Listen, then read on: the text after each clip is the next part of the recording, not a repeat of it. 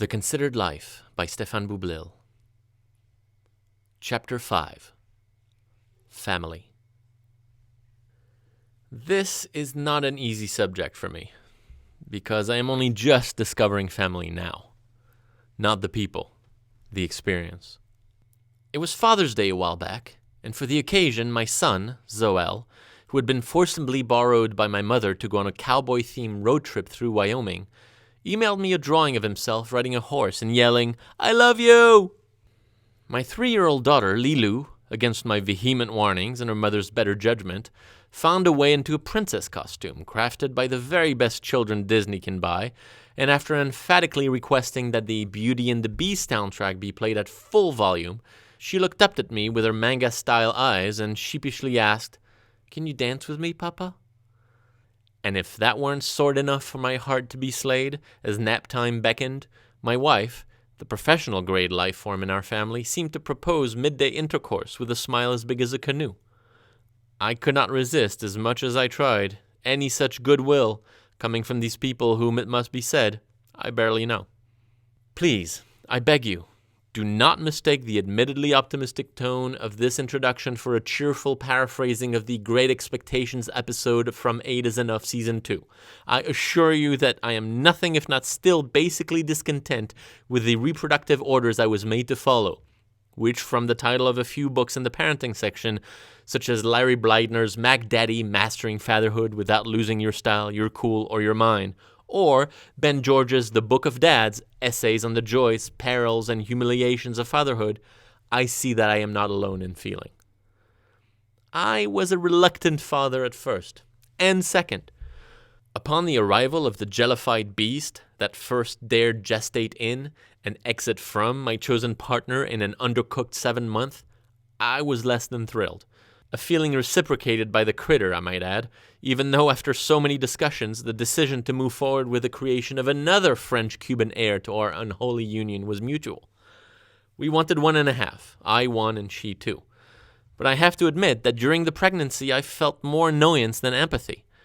Annoyance mostly at the fact that everyone around me, new parents, experienced parents, and non-parents alike, projected an unreasonable expectation of the love I should feel for our fetus.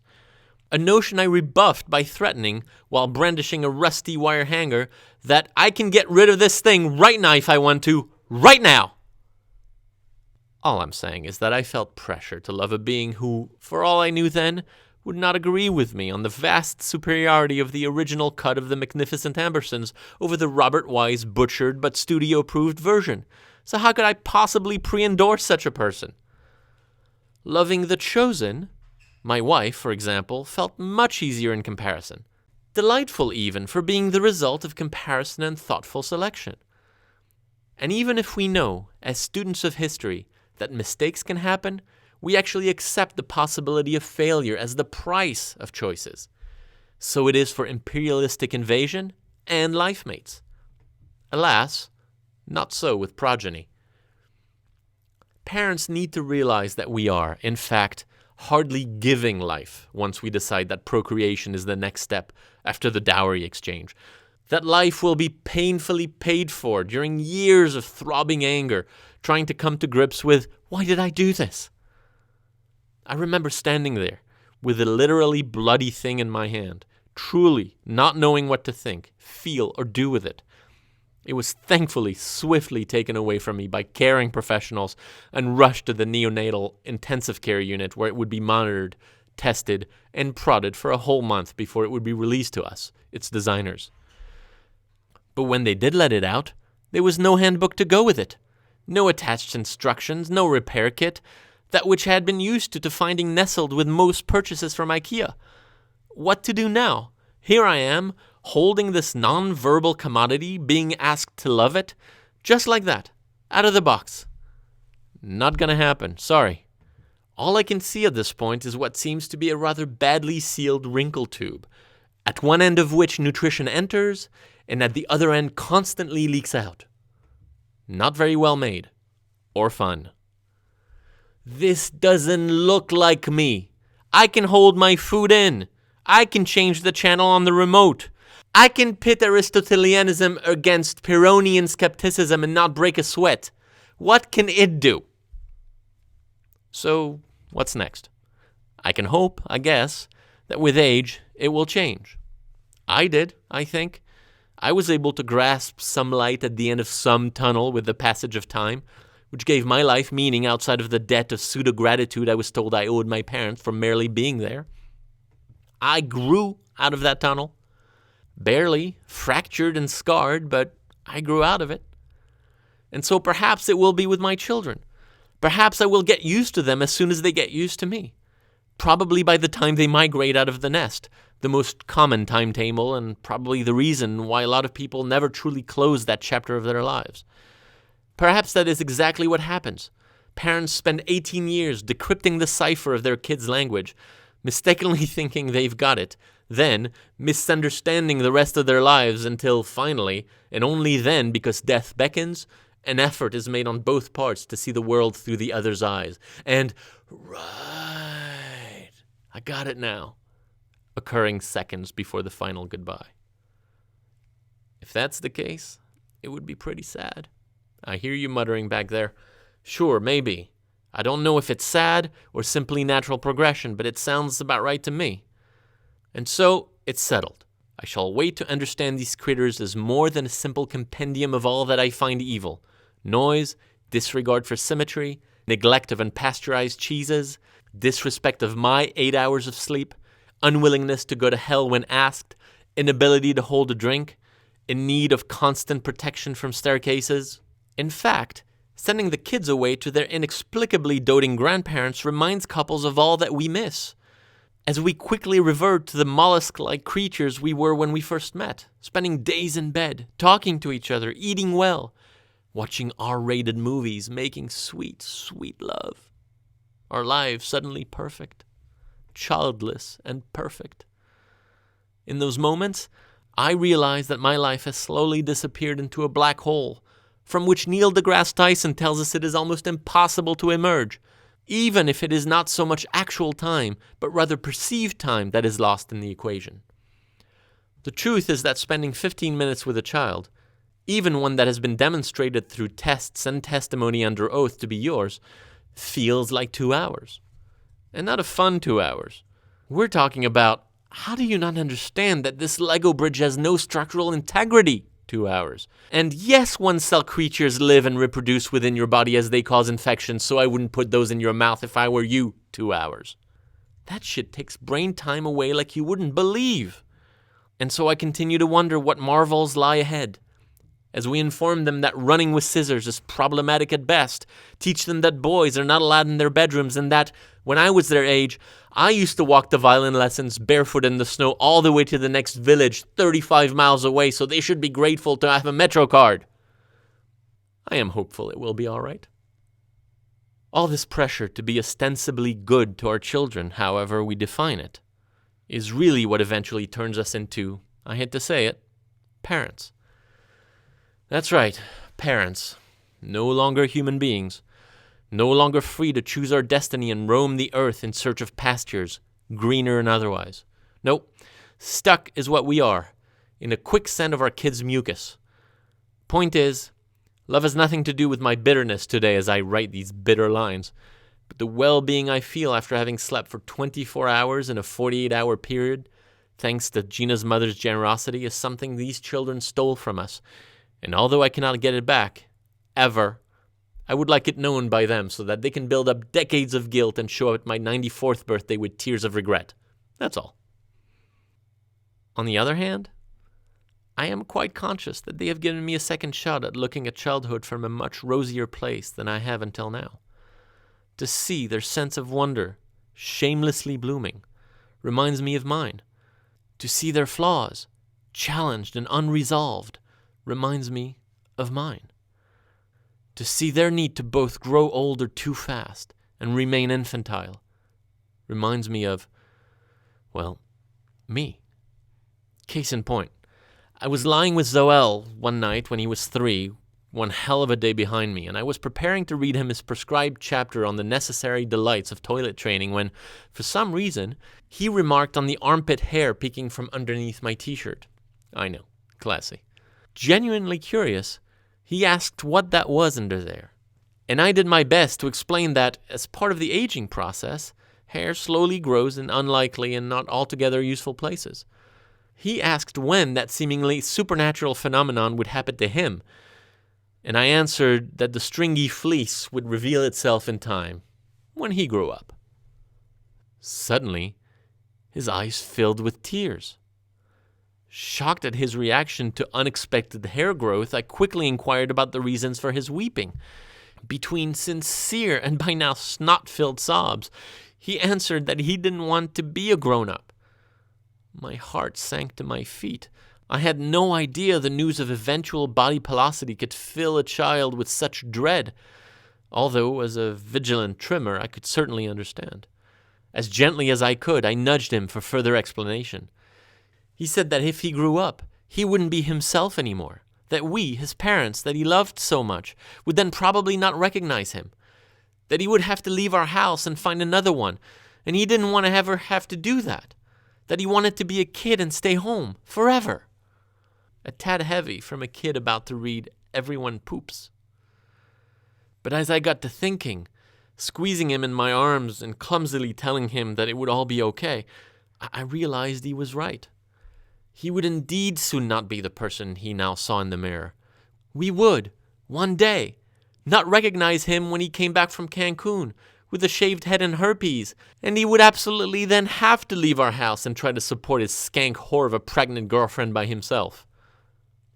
Through the tears, he kept repeating, "I don't want to grow up. I don't want to grow up," like a mantra whose words rang like déjà vu through my head, as I unskillfully tried to explain that growing up takes plenty of time, that he would not have to leave our house until he was at least 12 or 13 to go work in the spice mines of Kessel, and that we had been shooting video of him on a regular basis so that we would remember what he looked like. But nothing would soothe him, especially not sarcasm. All the while, I reminisced about my own day's troubles and realized that I agreed with him. Growing up blows. He finally shouted out, "I don't want to die!" I looked at him right in the eye and told him that he was not going to die tonight. When he counter-argued why, I told him that I would make sure of it in the strongest terms I knew how. He calmed down and, exhausted, went to sleep quickly thereafter. I left the room worn out, and wondering how a child so young could possibly be so heavily burdened with the weight of inevitability. I do not have that answer yet, but I know what tomorrow's book is probably going to be. Everyone dies. For their ability to be one with their imagination, I will love these kids forever. For their capacity to protest and campaign for what they believe in, like a fourth dessert, I will love them forever. For having the patience to allow me the time I need to grow up, to be their father, I will love them forever. They are more evil than I thought. They can make you love them. The fact that we do not choose our family, the one that gives us life and to whom we do, is an enormous blow against the considered life.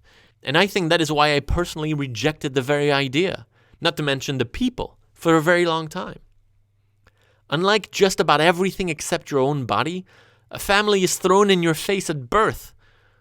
Oddly enough, your family can choose you through adoption and various other kinds of increasingly frightening birth selection processes, but you cannot choose them. A consequence of that restriction, if I may be so bold, is how reactive to them we become, both in positive and negative ways. We may love them or hate them in various phases, but they certainly cannot be ignored. We believe we owe them for the gift of life, school, and pants.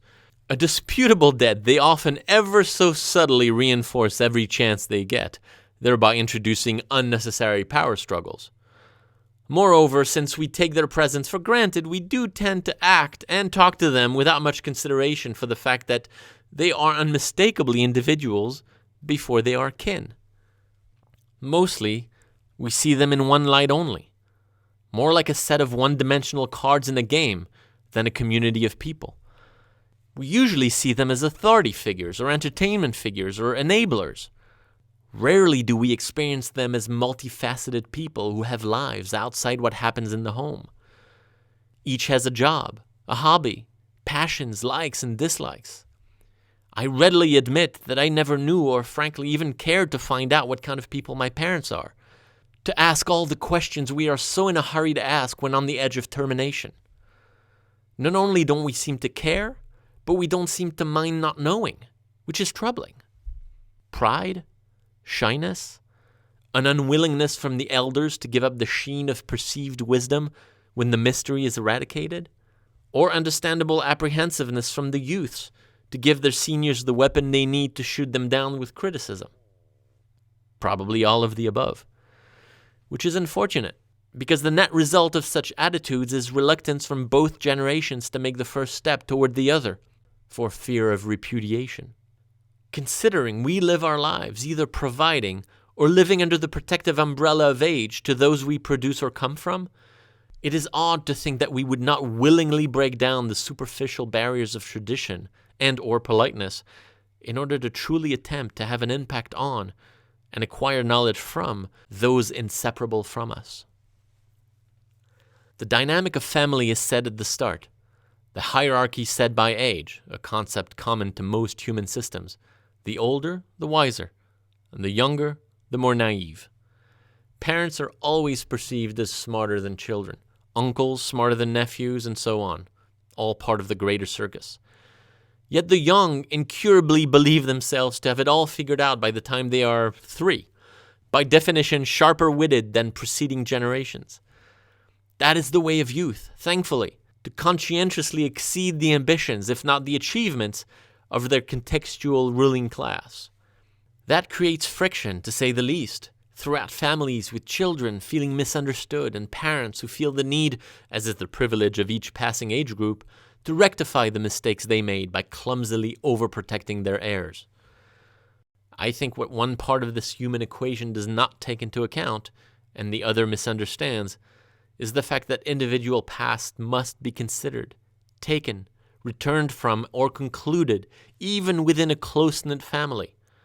And there is no substitute for burning one's hand in the fire. Yet fighting against such common sense is one of the most nonsensical expressions of parenthood which I have learned to despise. Be careful. The undoubtedly well-intended expression means that I, your parent, want to protect you from making what could be a mistake and choose to convey care for your well-being with 2 worrying words in order to scare you into stopping what you are doing. Heavy responsibility for 2 lowly words that in turn have the opposite effect. As he gingerly makes his way up the staircase with the sled you thought was securely locked in the attic, your child hears 2 words that have lost their meaning by way of over-cautionary nagging and lack of analysis of the actual danger. Consider what you're doing might be a much more effective hint that what is demanded is reflection, not fear. What is demanded is a sense of context of space and time, within which causes and consequences can be judged and either accepted or rejected on the basis of self-evaluation, not disapproval. Those 2 words are yet proclaimed daily in hundreds of languages, millions of times, with little proof of effectiveness. Be careful is actually a good example of what has happened to family dynamics overall, in which people too often speak in banalities and recipients hear little else. Why?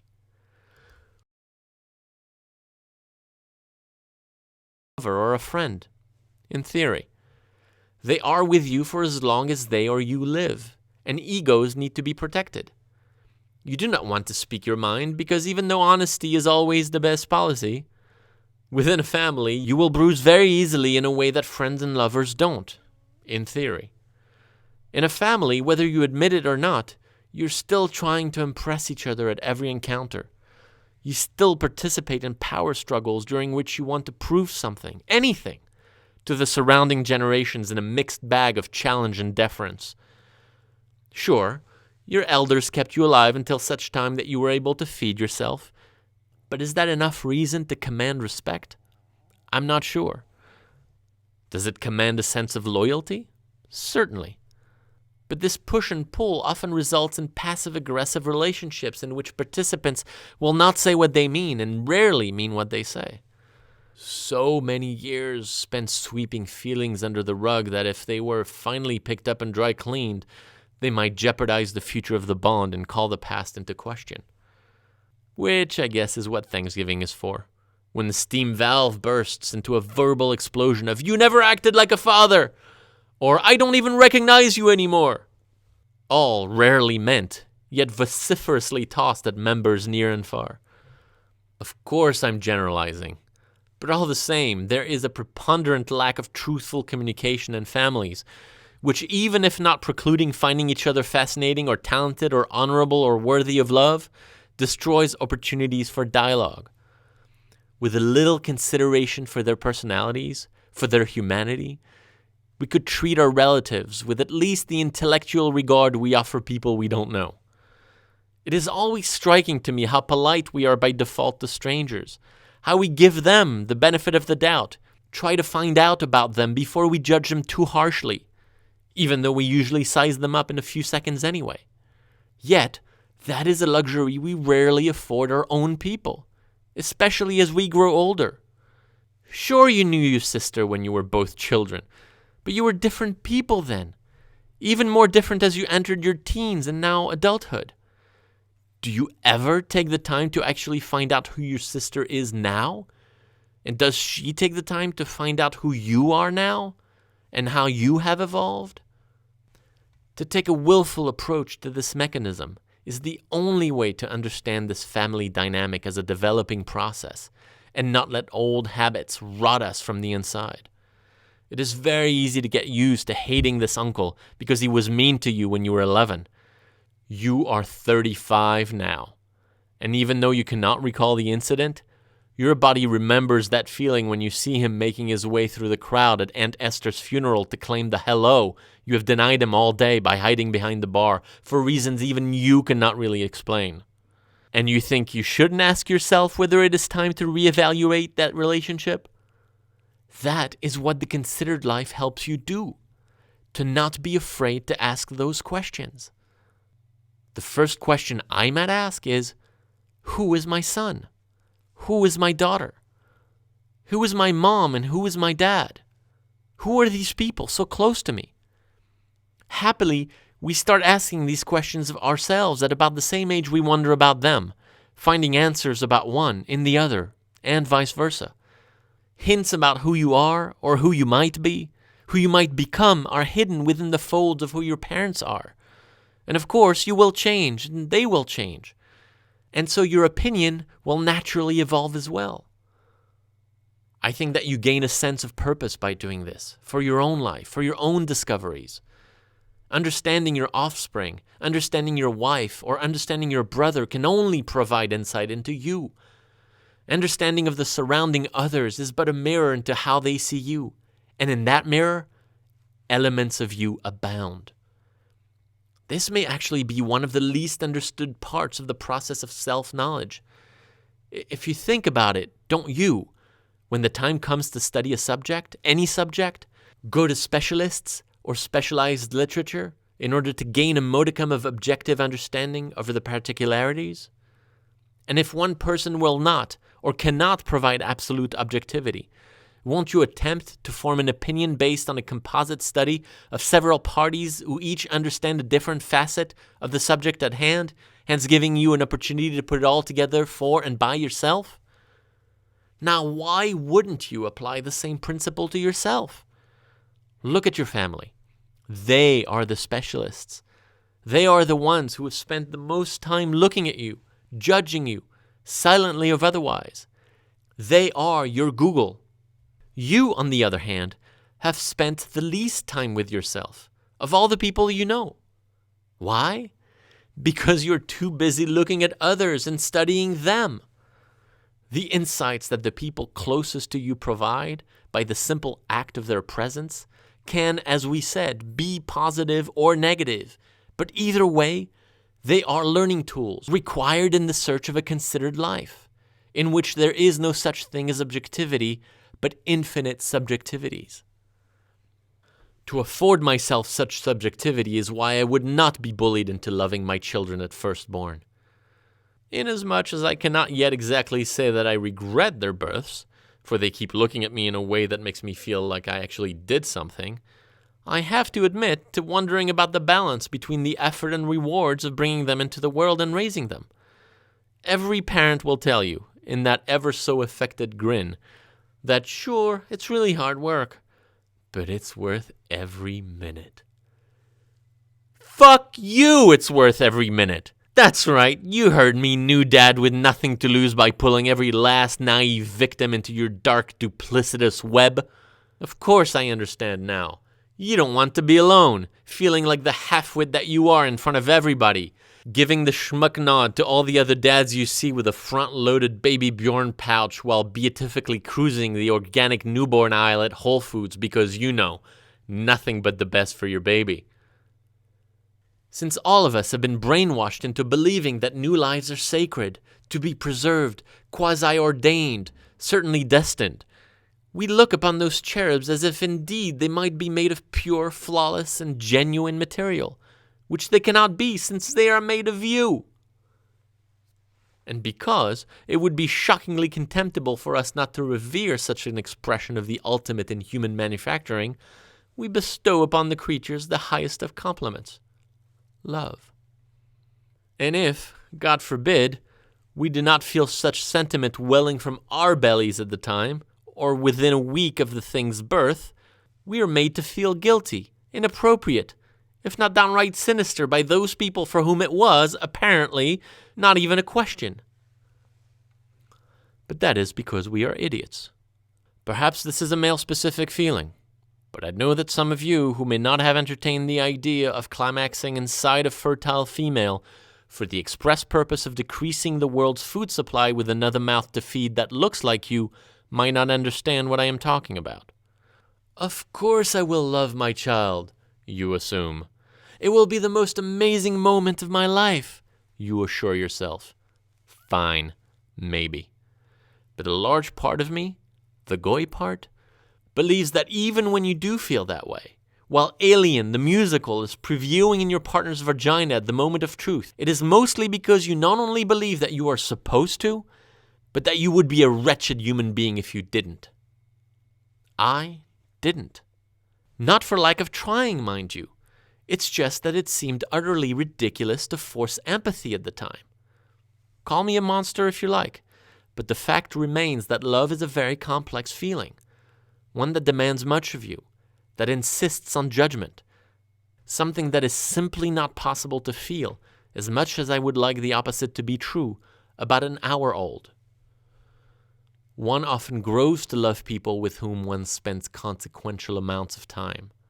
One grows to see the good, the great, even the arguably valuable in others, especially if they can be boasted to take after you. Which is why most of these stories end well, as it did for me. A sucker for sentiment, it all unraveled at Disney World, of all places, where we celebrated the 40th wedding anniversary of Gina's parents. There, together with family, I discovered that all my aforementioned cynicism was melting away under the indescribable power of unquestioned togetherness in a house that a mouse built. It was not simply a matter of acceptance of a Jew fitting within the traditions of a Cuban family. Acceptance is easy.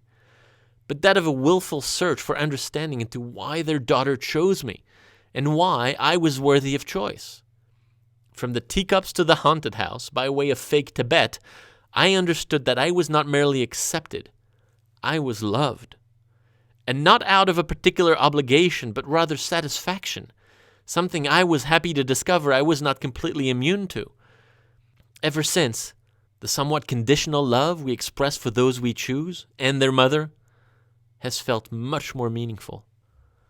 What I am finding out, little by little, and thanks to this sort of gradual and systematic experimentation, is why I love my wife. I am digging out the little pieces of her that after years of communal living are starting to appear, and which were heretofore hidden by the obvious likes and dislikes that one publicizes as truth for much longer than is casually presumed at the onset of a relationship. I am getting to the bottom of who this human being is, by understanding not just her, but her parents and her sister, and in that way forming, dare I say, a family tree of sorts, my very own, my very first, as this network of knowledge that is contributing to my understanding of me is one that I have chosen, an active and conscious component that makes all the difference when I'm in need of motivation. The sooner we are encouraged to think of every experience and person we meet and surround ourselves with as enabling self-knowledge, the better we will navigate the stormy seas of life. This is why determining and enforcing a moral compass for our children and making sure they are good people is a waste of time. Expose them to the world instead. If you're lucky, expose them to a world you never had the chance to see, hear, smell, and taste when you were a child, and you will have done the next generation a great service. We check on our children too much because we are afraid, and such fear comes to dominate our lives. How our children can grow up with grace in a world filled with what we seem only to be able to perceive as a joyless stroll through existence while the earth crumbles under our weight, I will never know. I am not saying that worrying for our present and their future is not justified, but why waste any time on anxiety? Haven't children since the beginning of time survived and evolved adequately? So much so that we have grown from apes to human beings capable of launching rockets to the moon without help from fluoride in the water, without help from anything but our own inflated sense of purpose? Haven't we evolved just fine without the worry? Yes, we have. So why fret still? To do so seems naive, but it is also necessary because we do live our lives in our own heads most of the time. We invent our own joys, our own fears in order to suit what we believe would be a reasonable life. Well, a reasonable life is not fun. A reasonable life is certainly not a considered one. And I am afraid some people who read these lines might actually believe a reasonable life is what I am talking about. I assure you I am not. A considered life, as opposed to a reasonable one, does not take anyone else's opinion into account in order to act. A considered life is risky. A considered life is one during which obstacles are examined at face value and then either triumphed over or put aside, but they are not ignored for fear of failure, which is what a reasonable life leads us to. We must not be afraid to let our children see who we are, and we must not be afraid to let our parents find out who we are. The only repercussion is knowledge, and we need knowledge because too long we have acted without it. And without knowledge, there is no understanding. Is family important in the considered life? Well, family is as important as you make it, of course, and it has different significance at different times in life. There will be times when you care about them and they don't so much about you. And these moments are opportunities to force issues in order to unveil yourselves. Family is an obstacle course, because having related blood simply and unfortunately is not enough to give us significant insight into who they are. To this day, I do not feel wrong for allowing myself not to feel love for my son as he came out of the ordained passage. I understand that such presumed obligation to love comes from a need, a thirst for knowledge about life, about the child's life, about what it is to grow and become a human being, and about who I am in relation to it. And those realizations come in good time. Am I to be a mentor? Am I to be a friend? What does it mean to be a parent? And of course, as I am asking these questions and discovering hints of answers for myself, I am starting to understand my parents better, as well as their motivations for the decisions they made for me. Parenthood is indeed a succession of small moments in which self-awareness plays a very large role. This is not a place in which one can simply rely on inherited traditions. Love for your family should not be assumed. It should be found. It should be particular. It should be personal. It is reasonable for it to be expected, but it should be celebrated as if it weren't. And for God's sake, don't be careful.